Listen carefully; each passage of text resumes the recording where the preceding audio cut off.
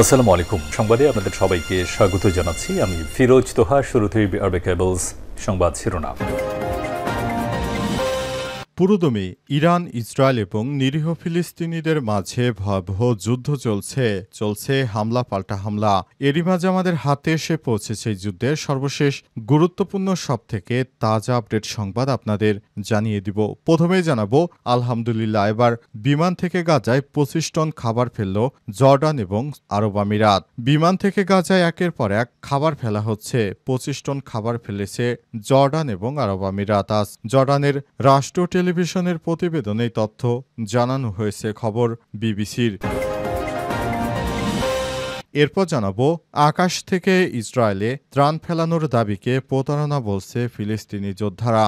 আকাশ থেকে ইসরায়েলে ত্রাণ ফেলানোর পরিকল্পনাকে প্রতারণামূলক পদক্ষেপ হিসেবে দাবি করছে ফিলিস্তিনের স্বাধীনতাকামী সংগঠন হামাস। তারা বলছে এর মাধ্যমে ইসরায়েল অবরোধ তুলে নেয়ার দাবিকে পাশ কাটানোর চেষ্টা করছে এবং নিজেদের ভাবমূর্তিকে উজ্জ্বল করার চেষ্টা চালিয়ে যাচ্ছে, খবর আল জাজিরার।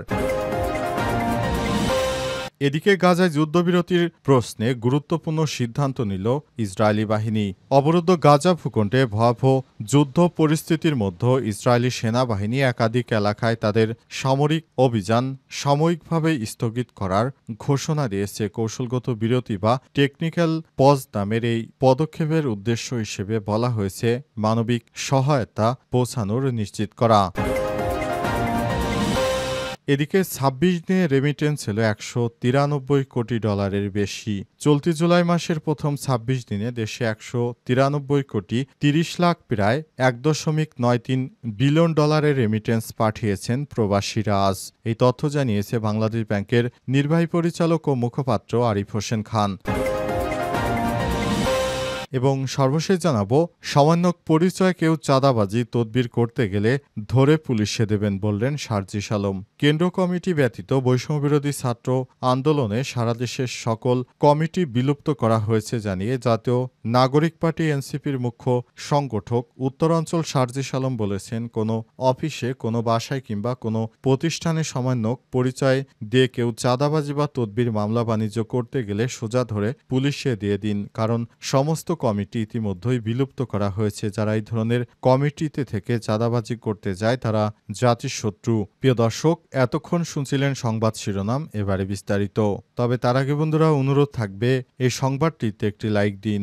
এই চ্যানেলে আপনি নতুন হয়ে থাকলে আমাদের সংবাদটি দেখতে দেখতে চ্যানেলটি সাবস্ক্রাইব করে রাখুন। কমেন্ট করে বন্ধুরা আপনার মূল্যবান মতামত জানিয়ে দিন আপনি বিশ্বের কোন দেশ থেকে বা বাংলাদেশের কোন স্থান থেকে আমাদের সংবাদটি দেখছেন এবং শুনছেন। আর বন্ধুরা, গাজা যুদ্ধে আপনি যদি নিরীহ ফিলিস্তিনিদের ভালোবেসে থাকেন কমেন্টে ইয়েস লিখে বিশ্ববাসীকে জানিয়ে দিন। সংবাদটিকে আপনার সোশ্যাল মিডিয়া ফেসবুকে শেয়ার করে বন্ধুদেরও জানার সুযোগ করে দিন। এবারে বিস্তারিত। বিমান থেকে গাজায় 25 টন খাবার ফেলল জর্ডান এবং আরব আমিরাত। বিমান থেকে গাজায় 25 টন খাবার ফেলেছে জর্ডান এবং আরব আমিরাত। আজ জর্ডানের রাষ্ট্রীয় টেলিভিশনের প্রতিবেদনে তথ্য জানানো হয়েছে, খবর বিবিসির। এতে বলা হয়েছে জর্ডানের রয়্যাল এয়ারফোর্স আরব আমিরাতকে সঙ্গে নিয়ে গাজায় 25 জন খাবার এবং প্রয়োজনীয় মানবিক সহায়তা ফেলেছে। এতে অংশ নিয়েছে জর্ডানের C-130 মডেলের দুটি এবং আরব আমিরাতের একটি বিমান। গাজায় একাধিক স্থানে সব খাবার ফেলা হয়েছে। জর্ডানের রাষ্ট্রীয় টেলিভিশনের খবরে আরও বলা হয়েছে, গাজায় যুদ্ধ শুরু হওয়ার পর থেকে আকাশ থেকে 127 বার সেখানে খাবার ফেলেছে জর্ডান। এদিকে অবরুদ্ধ গাজা ভূখণ্ডে ভয়াবহ যুদ্ধ, দুর্ভিক্ষ, মানবিক বিপর্যয়ের মধ্যে ইসরায়েল 10 ঘন্টার কৌশলগত বিরতি ঘোষণা দিয়েছে। প্রতিদিন সকাল 10টা থেকে রাত 8টা পর্যন্ত স্থানীয় সময় আল মাওয়াশি, দেইর আল বালা এবং গাজা সিটির নির্দিষ্ট এলাকায় কার্যক্রম কার্যকর থাকবে। এমন পদক্ষেপের উদ্দেশ্য হিসেবে বলা হয়েছে মানবিক সহায়তা পৌঁছাতে সহায়ক পরিবেশ সৃষ্টি করে দিয়েছে ইসরায়েল। তবে বিরতির ঘোষণার পরপরই আজ ভোর থেকে ইহুদিবাদী ইসরায়েলি বাহিনীর হামলায় অন্তত 15 জন নিরীহ ফিলিস্তিনি নিহত হয়েছে, যাদের মধ্যে নারী ও শিশু রয়েছে। আর এর আগের দিন শনিবার ইসরায়েলি হামলায় প্রাণ হারিয়েছে 71 জন, যাদের মধ্যে 42 জন ছিলেন ত্রাণের আশায় জড়ো হওয়া অসহায় মানুষ। তারা কোনোভাবে ইহুদিবাদী ইসরায়েলের হামলা থেকে রক্ষা পাচ্ছে না। তাদেরকে প্রতিনিয়ত হামলা চালিয়ে হত্যা করছে ইহুদিবাদীরা। আকাশ থেকে ইসরায়েলে ত্রাণ ফেলানোর দাবিকে প্রতারণা বলছে ফিলিস্তিনি যোদ্ধারা। আকাশ থেকে ইসরায়েলে ত্রাণ ফেলানোর পরিকল্পনাকে প্রতারণামূলক পদক্ষেপ হিসেবে দাবি করেছে ফিলিস্তিনের স্বাধীনতাকামী সংগঠন হামাসের যোদ্ধারা। তারা বলছে এর মাধ্যমে ইসরায়েল অবরোধ তুলে নেওয়ার দাবিকে পাশ কাটানোর চেষ্টা করছে এবং নিজেদের ভাবমূর্তিকে উজ্জ্বল করার চেষ্টা চালিয়ে যাচ্ছে। খবর আল জাজিরার।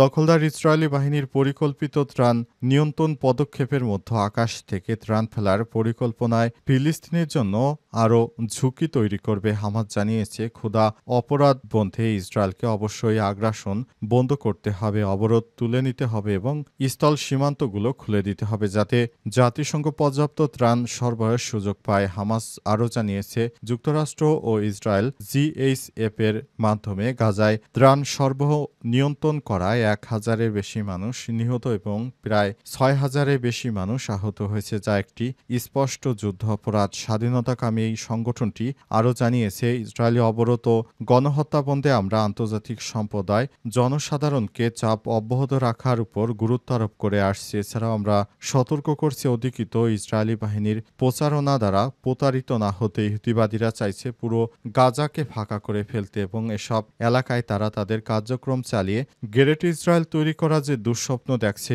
ইসরায়েল, এটি কোনোদিনও পূর্ণ হবে না বলে মনে করছেন তারা। গাজায় যুদ্ধবিরতির প্রশ্নে গুরুত্বপূর্ণ সিদ্ধান্ত নিল ইসরায়েলি বাহিনী।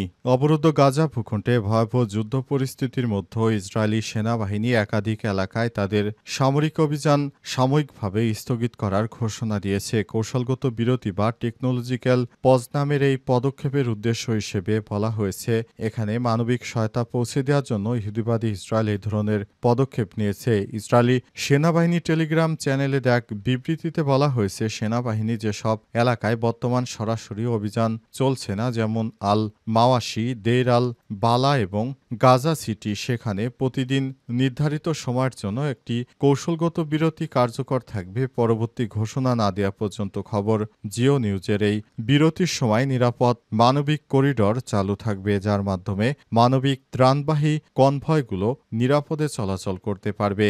অবস্থায় গাজায় যে ধরনের কার্যক্রম চালাচ্ছে ইহুদিরা সেটি অব্যাহত রাখার ঘোষণাও দিয়েছে। তারা দিনের বেলায় শুধুমাত্র একটি নির্দিষ্ট সময়ে তারা এই ধরনের কার্যক্রম বন্ধ রাখবে, অর্থাৎ এসব টাইমে তারা যুদ্ধ বন্ধ রাখবে আর বাকি সময় তারা ইহুদিবাদী ইসরায়েলিরা ফিলিস্তিনের নিরীহ ফিলিস্তিনিদের উপর হামলা অব্যাহত রাখার ঘোষণা দিয়েছে। তবে গাজা যোদ্ধারা জানিয়েছে এই ধরনের ত্রাণ সহায়তার জন্য যুদ্ধবিরতি করা সম্পূর্ণ একটি বোকামি এবং এই নির্লজ্জতা ইহুদিবাদী ইসরায়েলের, কারণ এসব সীমিত সময়ের জন্য যুদ্ধবিরতি মানুষের সঙ্গে তামাশা করা শামিল।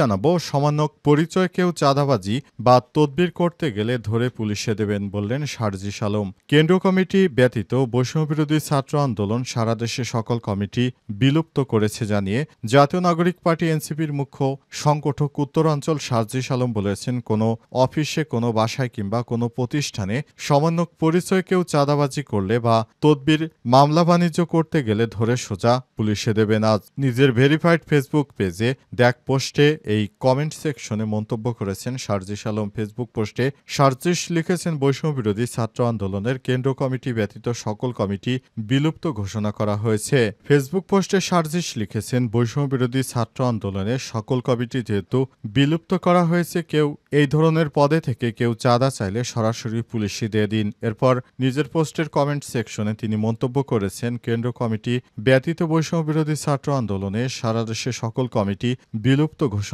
করা হয়েছে। কোনো অফিসে, কোনো বাসায় কিংবা কোনো প্রতিষ্ঠানে সামান্য পরিচয় দিয়ে কেউ চাঁদাবাজি তদবির মামলা বাণিজ্য করতে গেলে ধরে সোজা পুলিশে দিয়ে দিবেন। অন্তর্বর্তীকালীন সরকারের দায়িত্ব অনুযায়ী সরকারের উচিত সমস্ত চাঁদাবাজদেরকে ধরে ধরে তারপর পুলিশে নিয়ে যাওয়া, কারণ যারা চাঁদাবাজি করে তারা কখনো দেশের ভালো চায় না। চাঁদাবাজদের এদেশে আর কখনোই ঠাঁই হবে না। অন্তর্বর্তীকালীন সরকার যে জিরো টলারেন্স নীতি ঘোষণা করেছেন চাঁদাবাজিতে, এই নীতিতে অন্তর্বর্তীকালীন সরকারের প্রধান উপদেষ্টা আশা করি সফল হবেন। তিনি দেশের সমস্ত চাঁদাবাজকে আইনের আওতায় নিয়ে আসতে পারবেন এই মন্তব্য করেছেন সার্জিস আলম। তিনি বলেন, আমরা চাই দেশটি চাঁদাবাজ মুক্ত হোক, তাই যে যার জায়গা থেকে দেশটাকে আমাদেরকে ভালোবেসে এগিয়ে নিয়ে যেতে হবে বলে মন্তব্য করেছেন সার্জিস আলম।